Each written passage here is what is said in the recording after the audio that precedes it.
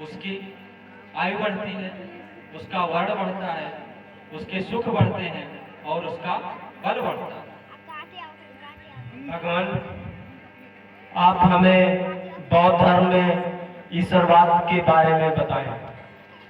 भिक्षु, मैंने अपने धर्म में अर्थात बौद्ध धर्म में ईश्वर की कल्पना नहीं की है, जैसा कि संसार के लोग कहते हैं, और वे एक ईश्वर नाम की काल्पनिक शक्ति के बारे में बात करते हैं। उनका कहना है कि इस संसार को ईश्वर ने बनाया है और उसके द्वारा ही समस्त चर अचर जीव संचालित होते हैं। लेकिन जिसने भी ईश्वर के इस नियम को बनाया, उसने स्वयं कभी ईश्वर को नहीं देखा, ना ही उसके बाद आने वाले लोगों ने कभी ईश्वर को देखा, और ना ही भविष्य में ईश्वर के देखे जाने की संभावना है। इसलिए मैं कभी ईश्वर के विषय में नहीं बताता। अगर ईश्वर होता और सबका ईश्वर एक होता, तो अलग अलग देश में अलग अलग धर्म और संप्रदाय के रूप में मतभेद क्यों होते? इसलिए भिक्षुओं, तुम अपने स्वयं के कर्मों पर विश्वास करो और अपने आप को ही अपना विधाता समझो। भगवान, उपासकों के लिए शुद्ध जीवन जीने के लिए कुछ कहें। भिक्षुओं, सब पापस्य अकरणं कुशलस्य उपसंपदा सचित्त परियोदपनम एतं बुद्धानुशासनम। सभी प्रकार के पापों को त्यागना और सभी प्रकार के अकुशल कर्मों को त्याग कर कुशल कर्मों में लगना और अपने चित्त को शुद्ध बनाना, यही बुद्ध का और बौद्ध धर्म की शिक्षा है।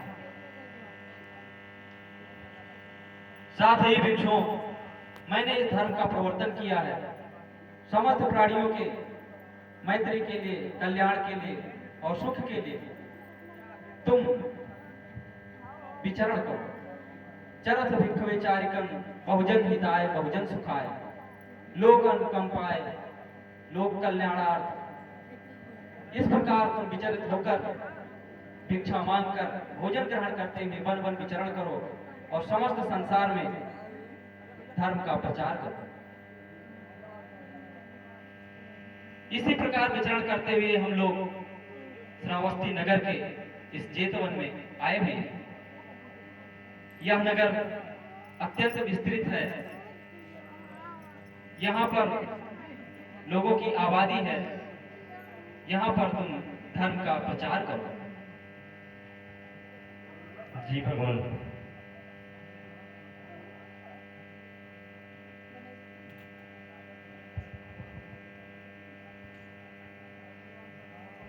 नवामि भंते। आयुष्मान भव राजन।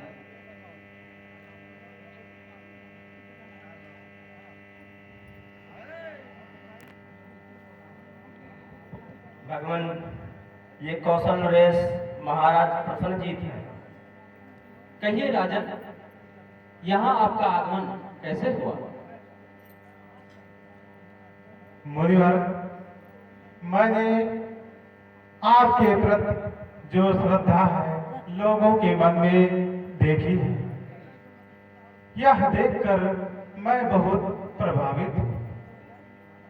आपके भिक्षु संघ में युवा लोगों की संख्या बहुत अधिक है और वे लोग बहुत प्रसन्नचित्त दिखाई देते हैं मुनिवर, और उनमें बहुत ही ललक दिखाई देती है।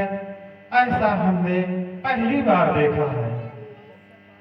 कुछ ऋषियों ने ब्रह्मचर्य पालन की आयु 75 वर्ष तय की है मुनिवर, उसके बारे में हमें बताइए। यो हवे दहरो भिक्षु युञ्जति बुद्ध शासने सो इमं लोकं पभासेति अभा मुक्तो वचन्तिमा। राजन, आवश्यक नहीं कि हर व्यक्ति 75 वर्ष की आयु पार करके वृद्धावस्था में ही ब्रह्मचर्य का पालन करे। जब कोई भिक्षु युवावस्था में ही धर्म शासन में जुटता है, तो वह बादलों से मुक्त चंद्रमा की तरह प्रकाशमान होता है। मुनिवर, वैदिक शास्त्रों का कहना है कि जो हमारे सुख दुख हैं वे पिछले जन्मों के फल हैं। इसके बारे में हमें बताइए।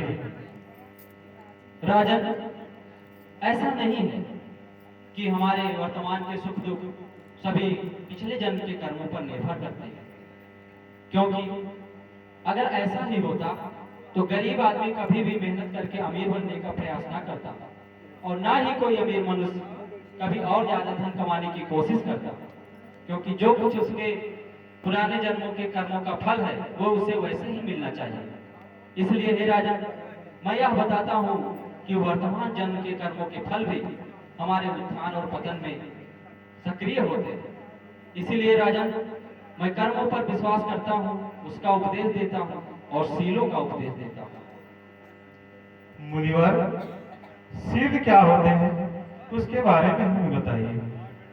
हे राजन, मैंने बौद्ध धर्म में उपासकों के पालन करने हेतु 5 सील बताए हैं।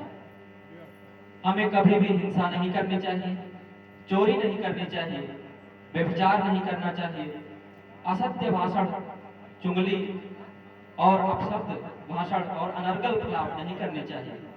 साथ ही हर प्रकार से मद्यपान से दूर रहना चाहिए। इस तरह से सभी सीलों के पालन करने से चित्त शुद्ध होता है।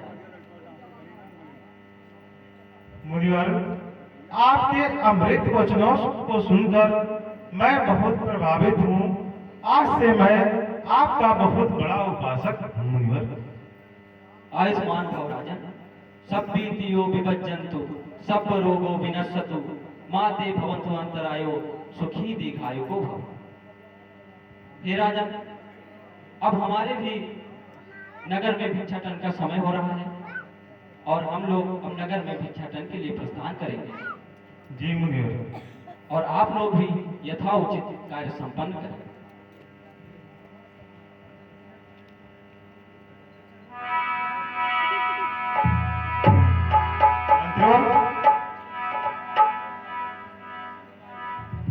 जी महाराज। यहाँ से हम लोग अब अपने नगर को प्रस्थान करते हैं। जी महाराज, चलिए।